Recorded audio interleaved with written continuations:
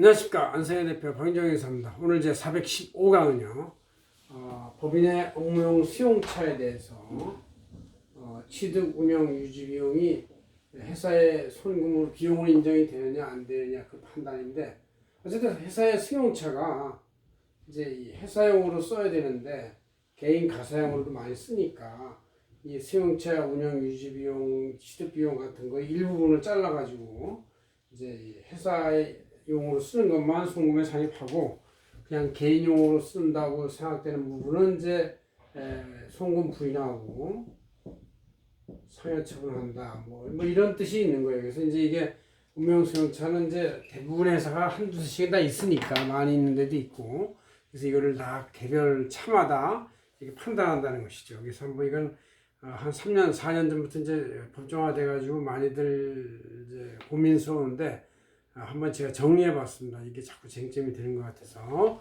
그래서 여기 안세정님 이번 주 2003월 입사 이제 표지에 이렇게 내용이 잘 나와 있으니 착각하시고요.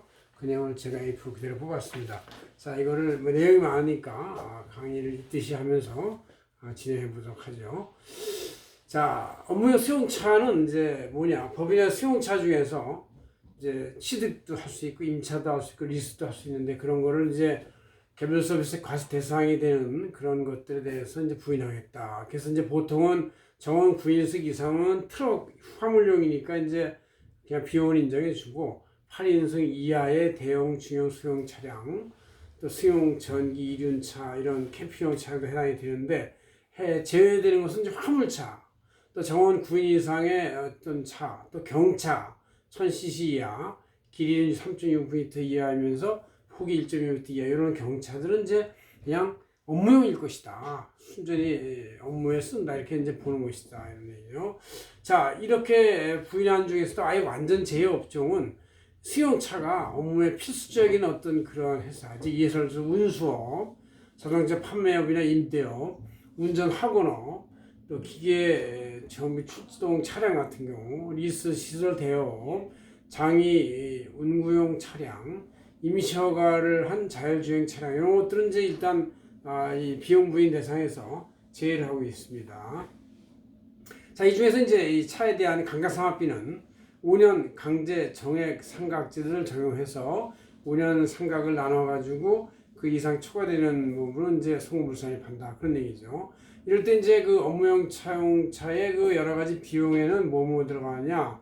아까 말한 감가상각비 플러스 이런 제반 비용 해서 임차료, 보험료, 수선 유지비, 연료비, 자동차세, 또 생공과금 등 리스, 부채, 이자 비용 이런 게 모든 게 들어가서 이걸 뭘 총액을 가지고 따진다. 얼마를 따지냐 이런 얘기죠.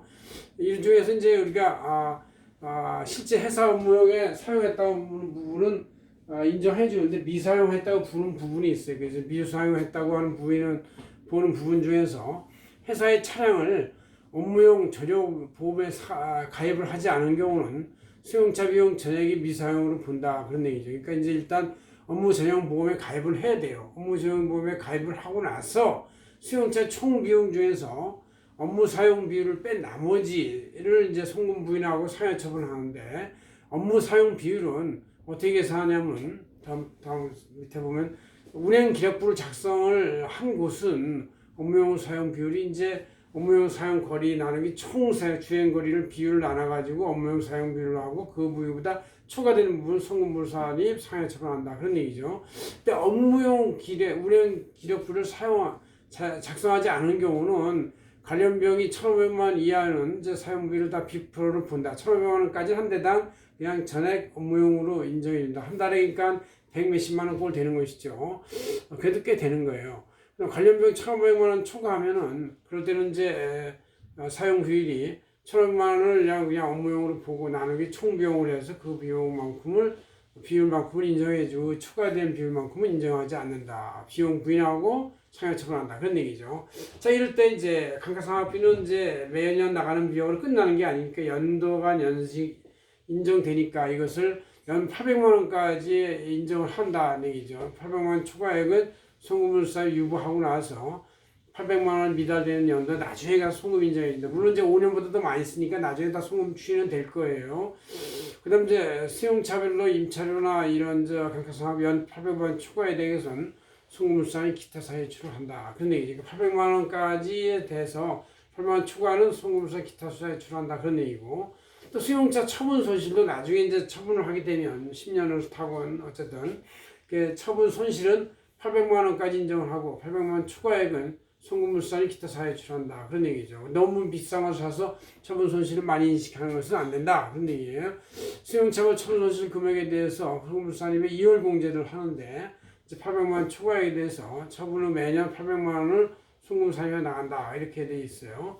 자, 이 중에서 이제 일반용은 이제 지금까지 말씀한 대로고 부동산 임대업은 부동산이 고정돼 있으니까 그 정도에서 수용차를 사용할 비율이 낮을 것이다. 그래가지고 여기서 말하는 1,500만 원 한도를 500만 원으로 줄이고 감가상각비나 처분손실 한도액도 800만 원이 아니라 그거의 반인 400만 원을 줄여서 적용하고 있다. 그런 얘기죠. 그래서 여러분들이 업무용 수용차를 사용할 때는 1년에 한 1,500만 원 정도 또 업무용 전용 보험에 가입을 하고 뭐 이런 두 가지를 잘 지키면은 전액을 다 송금산임을 받을 수 있는데 그보다 초과된 금액은 이제 그 1,500만 원하고 총 비용에 나눈 비율의 초과액은 송금물산임 상하처분 받으면 되겠다. 그런 얘기죠. 고맙습니다. 단서에 대해 법화인정해놨습니다.